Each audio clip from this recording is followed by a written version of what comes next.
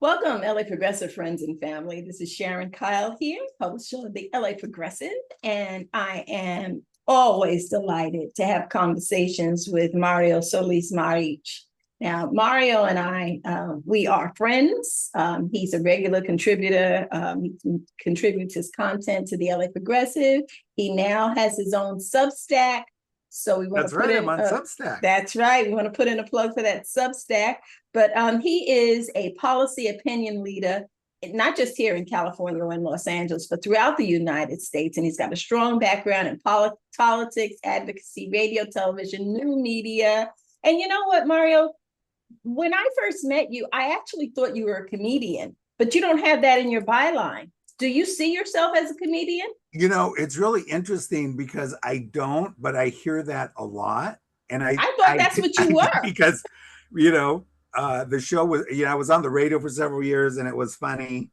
But I think it was funny just because because I look at things, I try to look at things honestly. And sometimes the only way to deliver that honesty is with a little bit of humor. And also because my dad had like this enormous sense of humor. So he was constantly, he did, the typical dad jokes, but he also did all kinds of trickery. So I think it comes from that. So But yeah, so it's not in there. I have a whole story I have to tell you someday, maybe today, but I have to tell you someday about this, a week of shows I did with Elaine Boozler. Oh my, do you know who she is? I know the name. I remember she's a comedian or whatever, she's a comedian. And oh my God, we were on the radio for a week and it was hysterical. I mean, we had all of these, I guess I'm talking about it now, but we had like tons of positive feedback. I mean, it just like, it was, and I'd never worked with a professional comedian before, ever, right?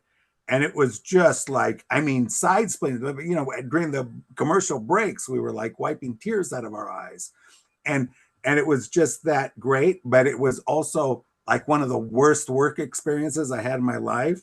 She was terrible to work with. It was just a disaster.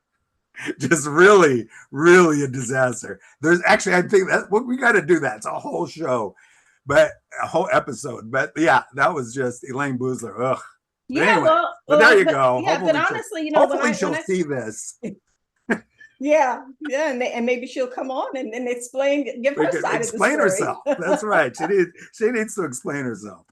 But your political activism and your advocacy was something that came to me later on, because the way I was looking at it is, he's a very politically astute comedian. Oh, that's, but really, it's the other way around. I hear that. I hear that a lot. I do. Yeah, so I don't know. It wasn't planned that way. It just, we were sitting there for 3 hours in a room staring at a microphone, and it's not serious. You're thinking this can't be serious, right? Right. Well, you certainly filled up your time well. It was a great show that you had, and what you're doing now is great. And speaking of what you're doing now is great. You have a good, really educational article on the LA Progressive about California unemployment, why it's rising, and the role of the federal funding cuts in the California unemployment rising. And how is it that some people tend to not connect the dots between the decisions that come out of this presidential administration and how it rolls down and impacts people on the ground here in Los Angeles and throughout California. Right. So and thanks for having me on. All the nice things you said about me. I love you, and I love LA Progressive, and I think I love Dick. You guys have been doing this for a long time and get very few accolades, and this is just awesome. So let me tell you how I came about this story. First of all, let's kind of remember where we're at, because we tend to forget, and the system is designed to like make us forget. So Trump gets into office and just starts like slashing budgets for states that he does not like. He's using any excuse. He puts a billionaire with a literal buzzsaw, and they're cutting indiscriminately. They're just cutting people. They're Right. just cutting budget. They're not care. And I want to ping on that buzzsaw. When you say literal, he literally had a buzzsaw. He was on Right. the stage and just making light of how he Right. was going to take a buzzsaw to people's lives. And he did just that. He did, and that's Elon Musk. There's a beyond said to say, but Elon Musk just like going in there, firing people, huge cuts to blue states, huge budget cuts. And what happened was that the you know, and now we're specifically talking about California, right?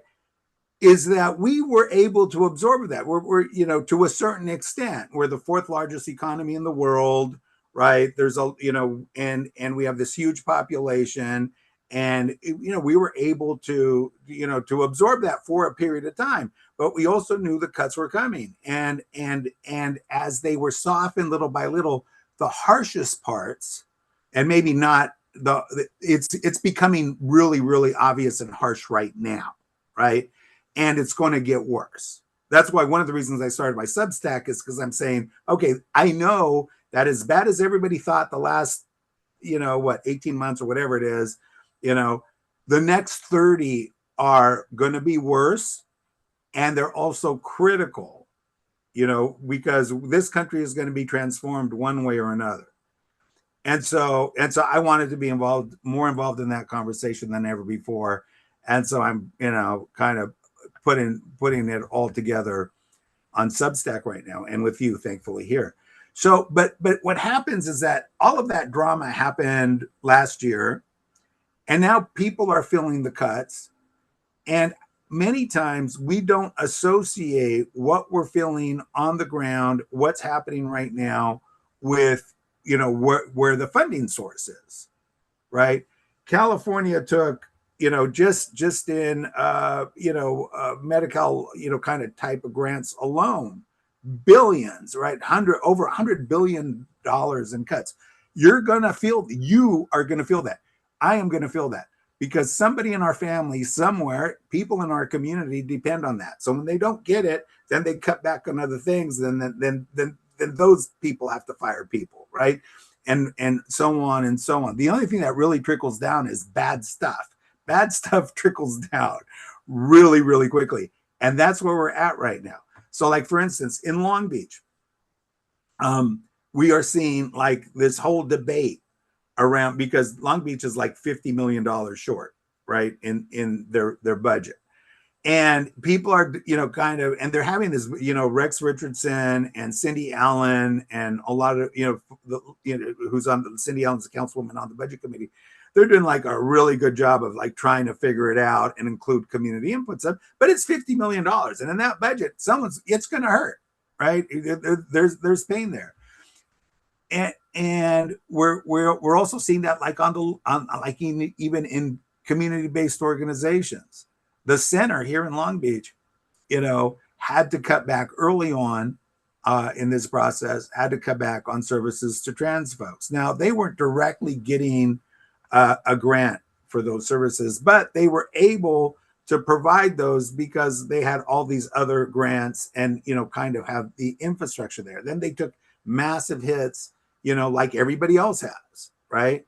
And so many services could have suffered there. Many have, but they've also been able to figure, you know, their board and their executive leadership, you know, figure out how to actually grow the budget a little bit, which I think is remarkable. I really have to interview Ellie Perez about that. See how that all go. But it's still pain. They're still, you know, having a lot of pain there. So can I just ask you, when we talk about pain, when you talk about a $50 million delta between what the city of Long Beach had and what it had before and what it has now, that pain is felt by a certain sector of the population. You know, there are some people who, you know, some economic levels who aren't feeling the pain yet.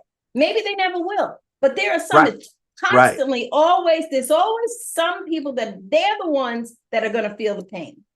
That's right. You're absolutely right. And so what happens is that those people are, you know, are looking for and need, you know, they're looking to hold somebody accountable. And what we have to do right now, because when you look back at it, you know, every every leader, if you could call them that you know tries out authoritarianism, I mean, super kind here, um, starts off with austerity programs. You know, they start cutting stuff like crazy, and eventually the community feels it, the communities feel it, and they're looking for somebody to hold accountable. And the plan is for us to start fighting each other over, you know, over this loss, or to blame our community leadership, or to blame our civic leadership, or to, now I'm not saying nobody is above, you know, criticism. I'm not saying that they should be, but what I'm saying is that, like, for instance, Fareed Zakaria, who's a respected journalist, right? You know, CNN, you know, GPS Global, blah blah blah, right? Did this piece. He starts off his Sunday program with his take, right? So he did his take, and his take that day was what a mess California was. Like, you know, the Democrats in disarray because they run California and it's a mess. Really, kind of doing the, I always want to call him Paris Hilton, doing Steve Hilton's, you know, kind of thing, but only, you know, kind of legitimized in a legitimized way, right? Because he has so much respect, right? And so he's going through the unemployment numbers, which in California are massive. And this was just a couple months ago, you know, are bigger than any of the other states, right? And so in the chart that he shows proving the job cuts, the number one sector is the public sector health field. Well, he doesn't mention that we took these massive hits, massive, $100 billion, more than that, actually. I think it's 109 to 200 billion estimated so far in, you know, that impact public health in California. So of course there's going to be people fired because you just lost $200 billion in revenue that employed those people, right? So you could think or say, or maybe even believe that, you know, the Democrats in California, you know, blah, blah, blah. But that's a stupid example of that. It's not well researched. It's not, you know, one has to wonder what the motivation was, quite frankly, right?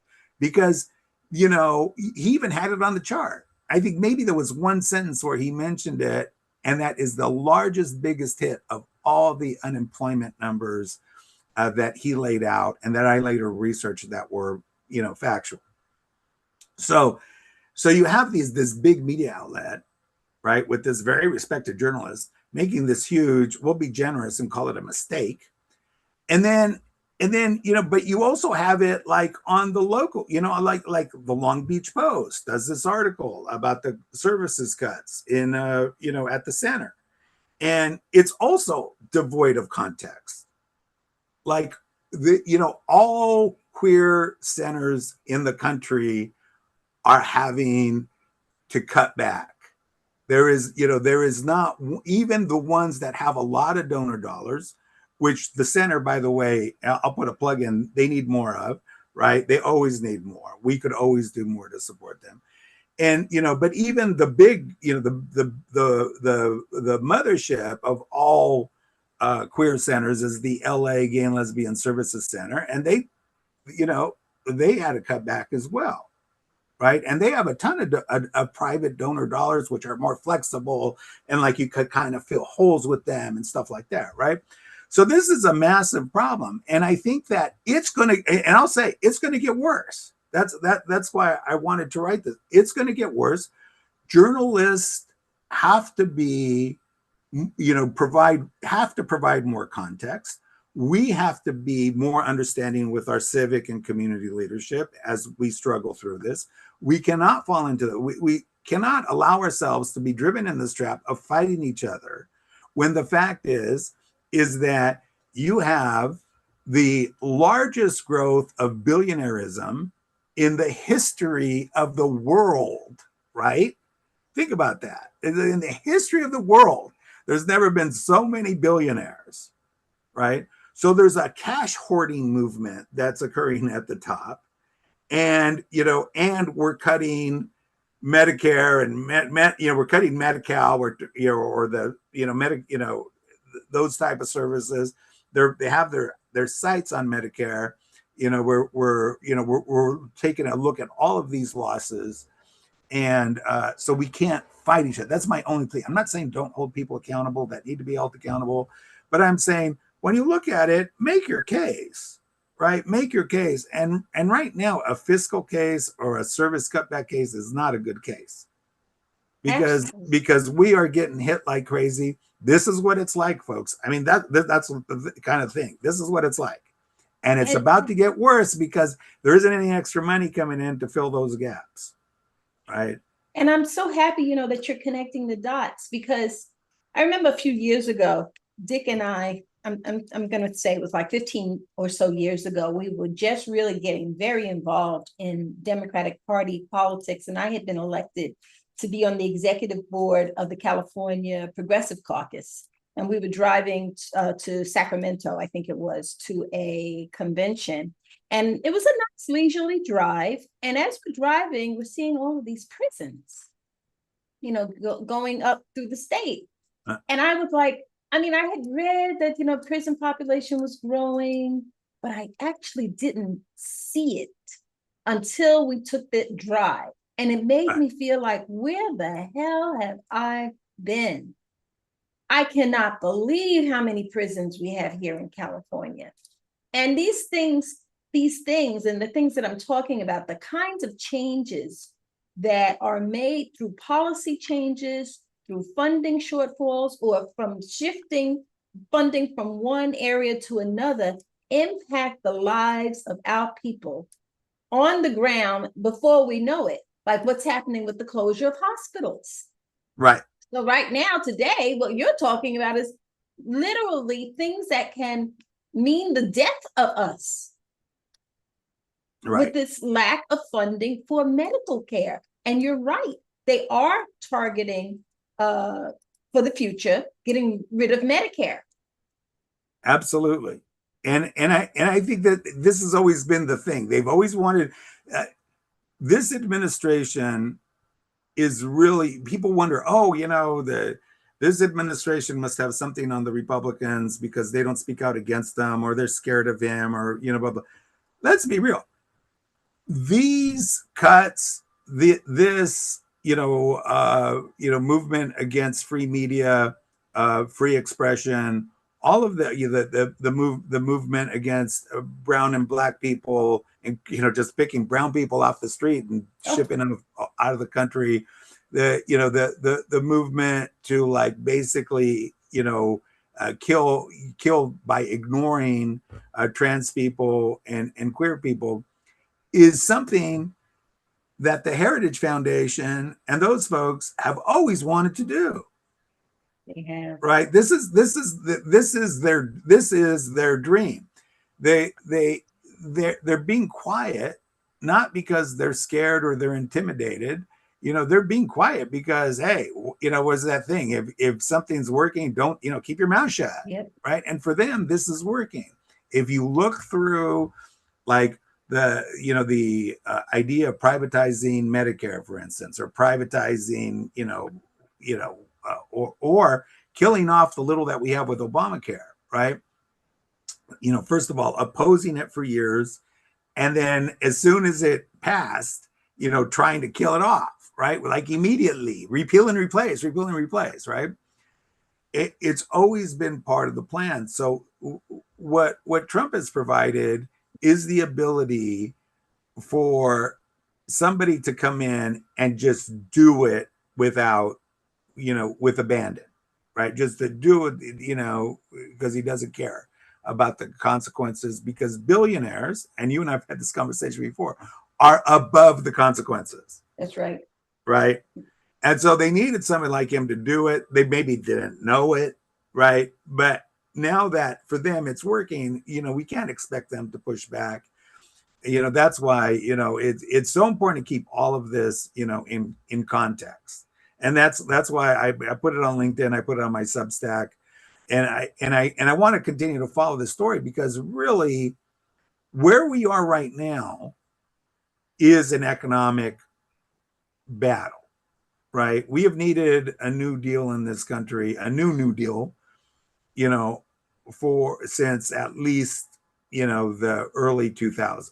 It was obvious that things, because of the, you know, because of the internet, even this was before AI, right? Just because of, you know, all of that, things were changing. Technology was moving forward. You know, the average American that wants to work for a living and build themselves in the middle class really doesn't have a deal right now, right? The odds, it doesn't feel like the odds are stacked against you. The odds are stacked against you, right? And so, you know, so we've needed this for, and that's the battle that we're having right now. The battle we're having right now is an economic battle, and about the future of how it is that we are going to, you know, continue being able to provide a ladder for people to work their way into the middle class. Right now, people are talking about working their way into survival, right? And that's why we're you know, we're seeing kind of big fluctuations in voting patterns, and big, you know, big kind of like, you know, folks not really knowing what side to choose, right? Politically, it's because people really need a solution. And Absolutely. you know, and so that, you know, it, so that's it. So every part of my Substack is doing something, is going to be every week doing something called the frame. And so that's the frame for this week, is like, how is the media framing this story, and is it a, you know, and is it accurate, number So one? so CNN obviously is owned by a deep-pocketed corporation, and we find that the corporate media generally does not put a focus on the underlying causes of, like you pointed out, of this growth in unemployment in California. The underlying cause of the growth of unemployment in California is this explosion of billionaires and the federal cutbacks. So do you think that the fact that we have less and less, we have hardly any independent media, is a major cause as to average people having a lack of understanding and having the inability to connect the dots? I think it's I think that there is not enough independent media, right? And I think that outlets like yours have become more and more and more increasingly important. And now it's like, because if there's 1,000 of us doing this, you know, it's harder to shut us down, right? Because there's just so much. Where CBS was a target, and had been a target, by the way, I mean, CBS has been a target of the right for decades, right? They didn't like, they've been after CBS for a long time. It's a big target. You know, I think that our ability to express our thoughts and get that information out to folks that are really looking for answers. If you look at the surge of Latino men of a certain age that went to Trump in the last presidential election, they were getting clearly the stats are there, the data is there. Most of their information was, political information, was coming from YouTube. And these, you know, these podcast shows on YouTube, right, that started off as like either self-improvement programs, or they were framed as self-improvement programs, or right, you know, tips about dating, or like empowerment, like financial empowerment and stuff. And then, you know, the Trump campaign was able to buy time, or actually not even buy time, but basically buy the conversation within those podcasts. And it was so subtly done that people were thinking that they were getting legitimate, non-biased information. And so so it's critical that we have more independent media on more outlets, that we, you know, that we also flood the system with real stats, with real information, with, you know, real you know, community perspective, because that's what folks are looking for. That's what they thought they had found. Now, if, you know, Trump doesn't do a 20-year program, right? So everything that he's done has come in super quick in this second term. And it's clear that people that were convinced that he was going to fight for them now understand that, he's like, you know, battling for lagoons in Washington, D.C. and stuff. Ugh. But I think that it's imperative that we increase the volume. So if you're out if you're out there and you want to write, contribute somehow, right? I mean, if you're out there, whatever you can do, right? There's not enough at this point, It's right? not enough. There's not enough information out there. We have to flood the system. Absolutely. I'm very concerned with what I have seen with this new term, the manosphere. Right. What is up with that? It feels like the potential for something really bad happening is coming out of that. Yeah, no, we're experiencing that bad. Definitely came out of that. Yeah. The bad, I think the bad we're talking about was like that tipping point, right? Because if these elections these days are being won, by a few percentage points in a couple, 2 or 3 percentage points in a number of key states, right? So if you grab a 40,000 person audience that you could move in any given area, you win. And so but I think that it's always important to step back and try to understand why there's the need for a manosphere. In other words, what vacuum did those people walk into, number one, to create their shows, and then they allowed themselves to be, in many cases, bought off by the Trump campaign or an affiliated group, either in some cases directly, in other cases not so directly, but we're bought into that language and bought into those ideas. But the idea of but once again, those commentators, those podcasters that that are really dependent on their audiences, saw their audiences shrink, right? And then have adjusted their messaging. Now there could be a whole other flood of money that comes into the next cycle, the next presidential cycle, or even next week, based on the upcoming cycle, and they all just might, change their minds again, right? But they definitely saw their audiences shrink. Many of them went out of business. Many of those podcasters are no longer have shows because their audiences abandoned them. But you said something very interesting. You said there was a need out there. Yes. And so that's how the manosphere became the manosphere, because something had gone unaddressed. Right. Do you want to talk to what you see? I think because I could only speak to the Latino male experience on this, because I literally look at data on Latino men's, cultural attitudes, and any new polling that comes out, or surveys or market studies, which are actually much more effective than political polling, in my opinion, now that I've done this for a couple, really been studying this for a couple of years. So I can speak to that specifically. And what specifically happened there is that there was, so culturally, the majority of the men that flipped for Trump, the Latino men that flipped for Trump, were part of a cultural group within the Chicano experience, right, in California and throughout the country, that really feel like part of their existence, or part of their being, part of their purpose, a big part of their purpose is to be a caballero, is to be a gentleman, is to be a supplier of good to the family, right?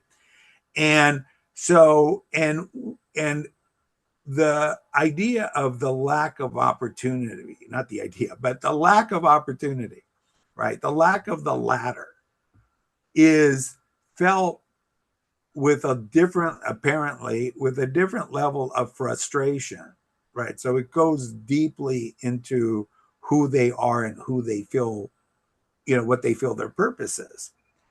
And there was, if you think about it in that context, was there any other program available to them, any other type of, what was out there, right, that they could listen to on the way to the job site, or that they could, right, or that they could just turn on and like, because most of these podcasts, even though they're video, like what we're doing today, most people will listen to this and not watch it, right? Mm-hmm. And because podcasts are still 70%, especially Latino men, listen to their podcast. And so and so that's the information about, hey, you could get that job. Hey, you could find that, you just have to take this supplement, right? Or you just have to like read this book or take my course, right? Take my course and I'll teach you how to be a success and all of that. And if you can't buy the course, then you just listen for free. And then all this other, you get all of this other, right, stuff. And so so really it is within that vacuum that this occurred. And never even, it never even entered my mind that vacuum existed. I guess, it's just obviously we have blind spots, even though, I mean, I've been involved in the community for a long time, and, I didn't pick up on it, right? There was definitely an alienation that started first from the party, right, from the Democratic Party. So there was an initial, that kind of fell apart. That became very weak, and we saw those trends like a long time ago, right? We saw more Latinos, especially Latino men, that were, when they registered to vote, they registered with no party preference. So the numbers were there, and there were people, didn't understand quite why.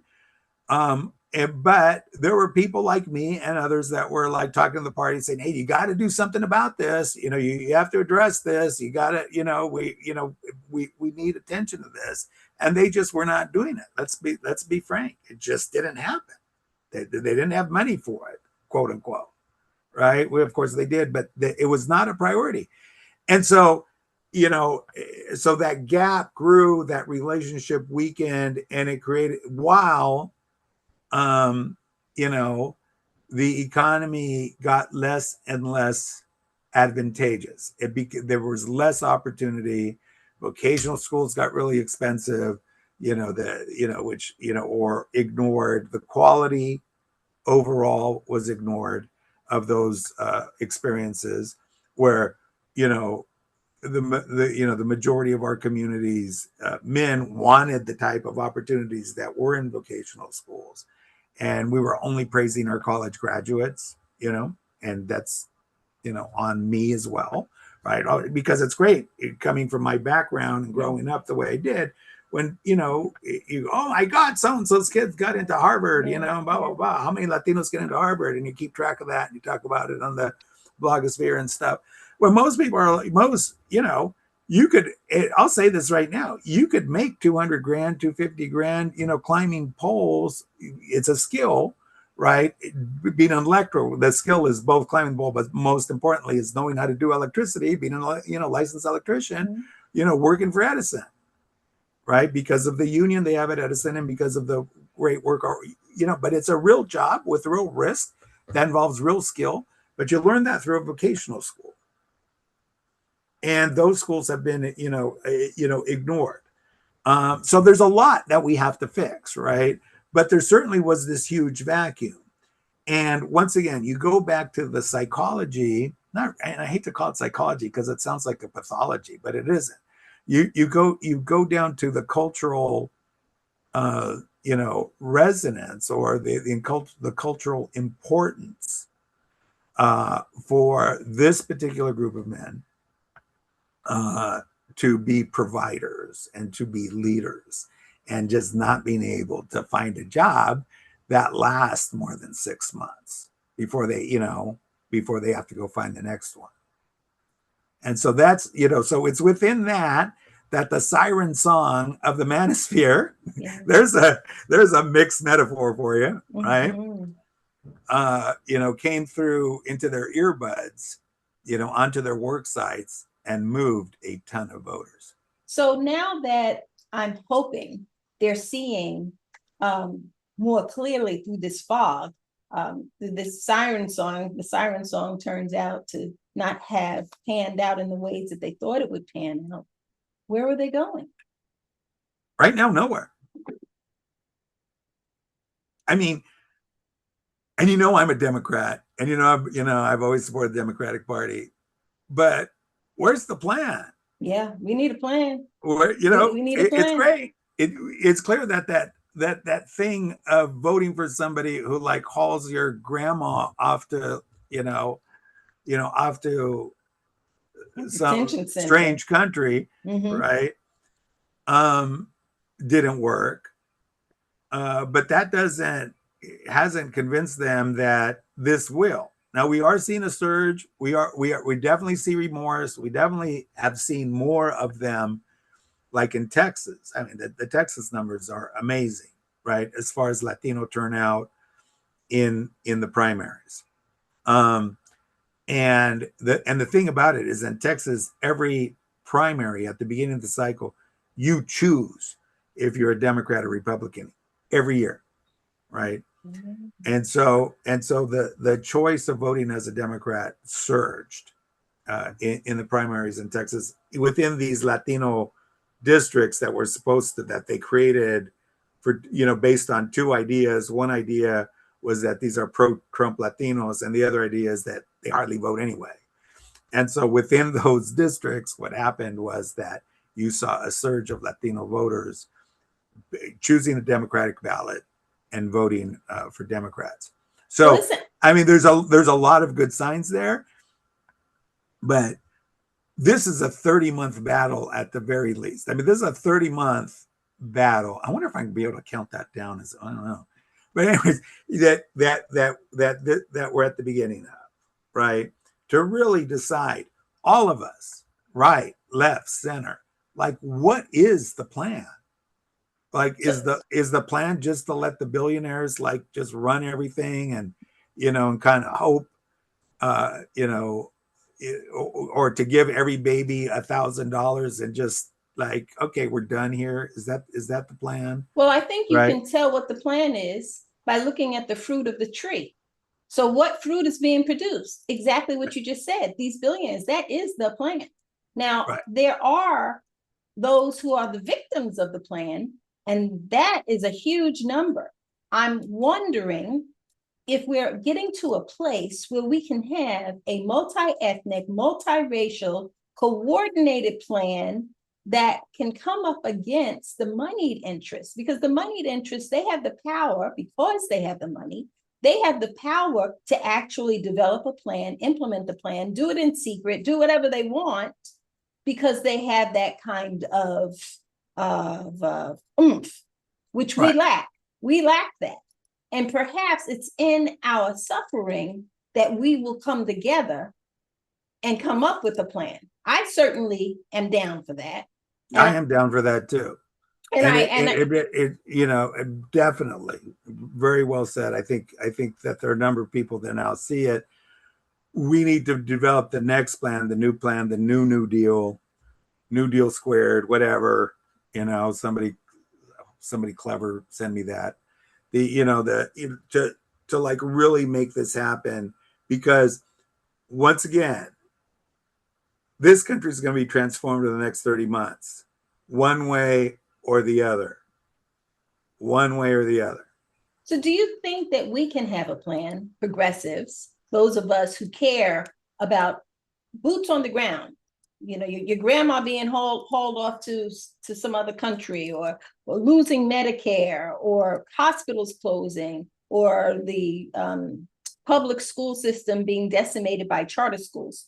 Those of us who care about that and are being impacted by that, can we have a movement that centers multiracial and multi-ethnic participation? And the reason I think it's essential that we center that is because that's where we always become fragmented, and it's used against us. Right. Which takes us back to the beginning of this conversation. These budget cuts can lead to really severe community fights.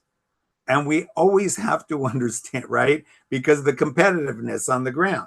I mean, right? And we have to understand that these are designed to make us fight each other. That's right. And remember we LA cannot do it. LA City Council? Believe me, if you look at the math, there is plenty of money out there to fund all of this stuff. We are, what is it? I mean, they want a whole other trillion for the Pentagon, right? A whole additional. They just get $1 trillion, or yes. And they want another trillion, and they believe that if they could get it passed through Congress, well, they don't believe. They know if they get it passed through Congress, they have the money for. They have the cash for it. They will be able to. So this is. Don't let them like, we don't have the money, and right. Suddenly, the deficit is $40 trillion. Can you imagine if Obama was president when the deficit at 40 trillion? But so we're at 40 trillion bucks, right? And if you believe that cutting $100 million for community-based organizations in California is somehow going to solve that problem, right? I mean, that's a rounding error on the daily interest. Absolutely. Right. I mean, that begs the question. So and the other thing, maybe this is a whole other, conversation, because the thing about talking with you, Sharon, is I could talk with you like forever, right? I know. But because we see through a similar lens. Yeah, we do. We have a lot in common, and one of those things I rarely talk about with you is age. I mean, I think that we're right.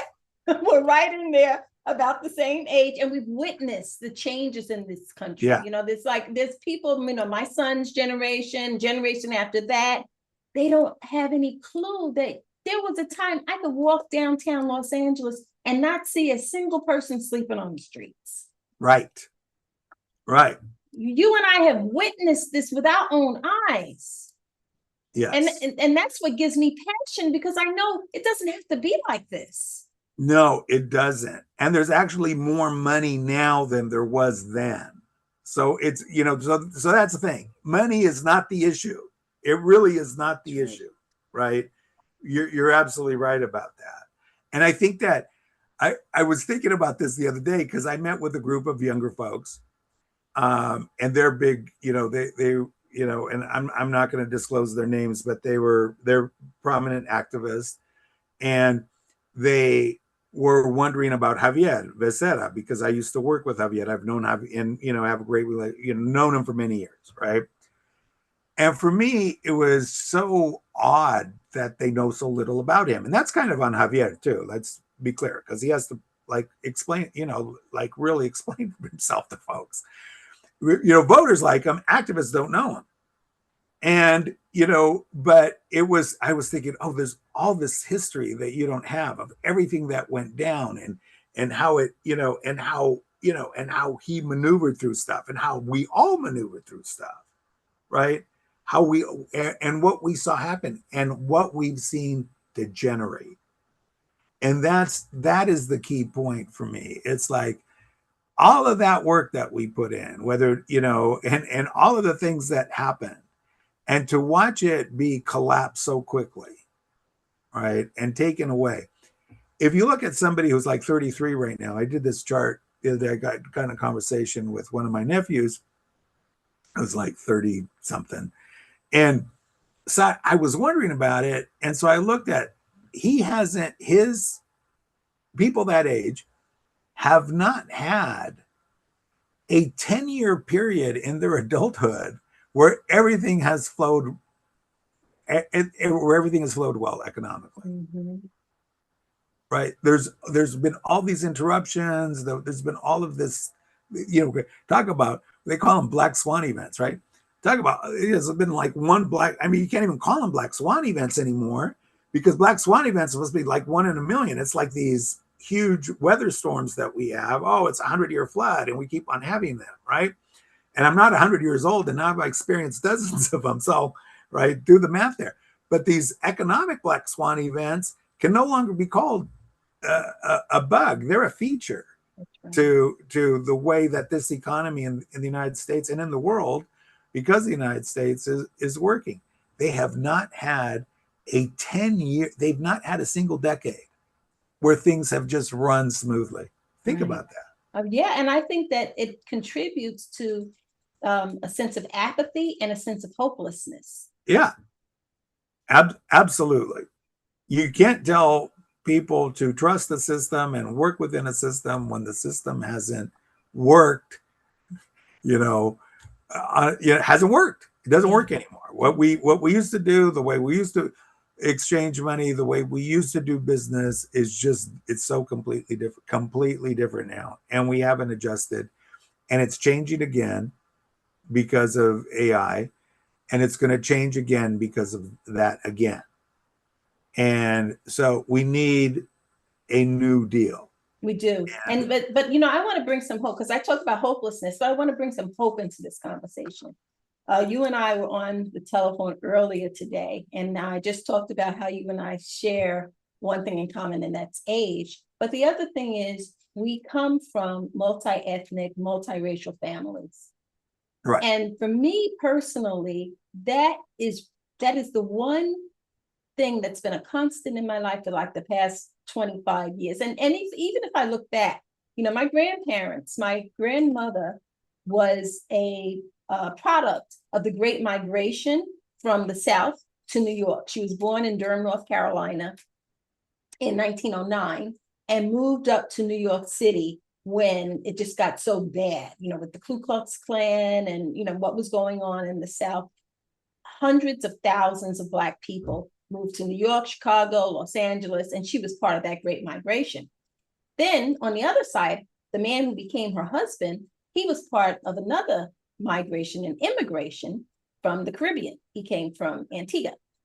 And so this is on my mother's side and also my father's side, same thing.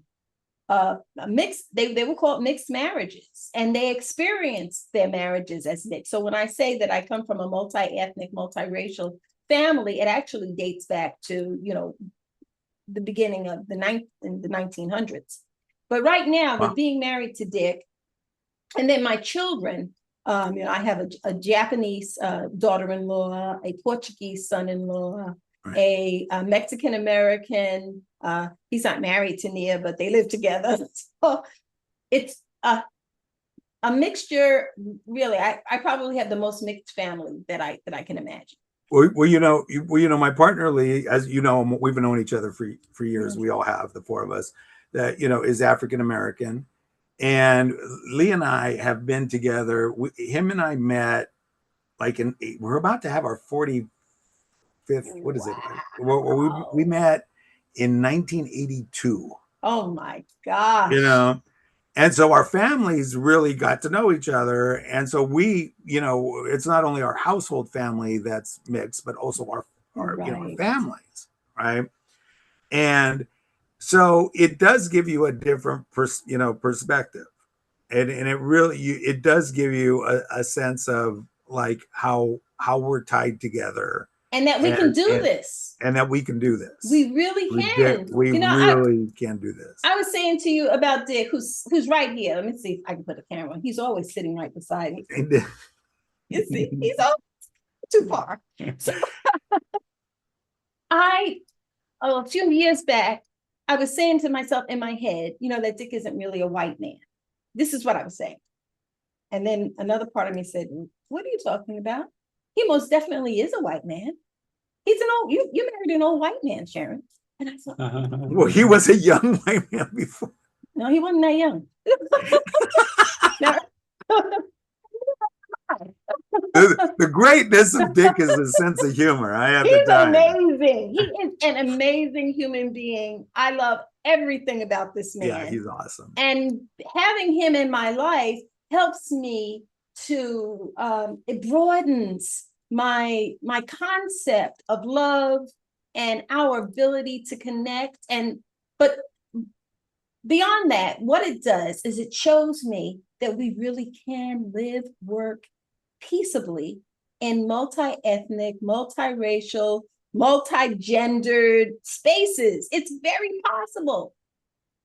And I think that we're at a place in this country where we need to center that. That has to be what we are striving for, because through every generation, those lines of division between race, ethnicity, nationality, those are the things that fragment us and give power to the powerful.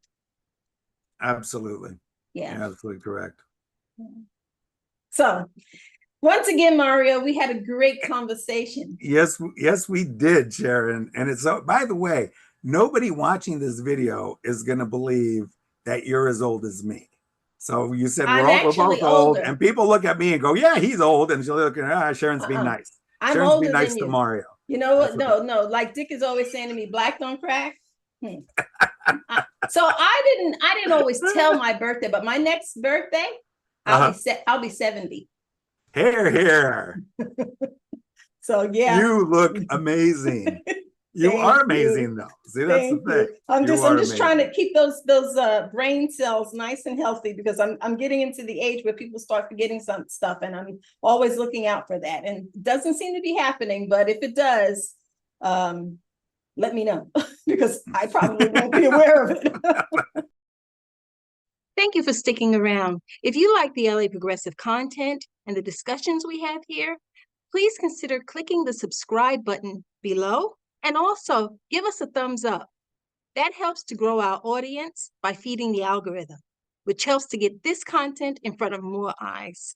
Thanks for stopping by. We really appreciate your support.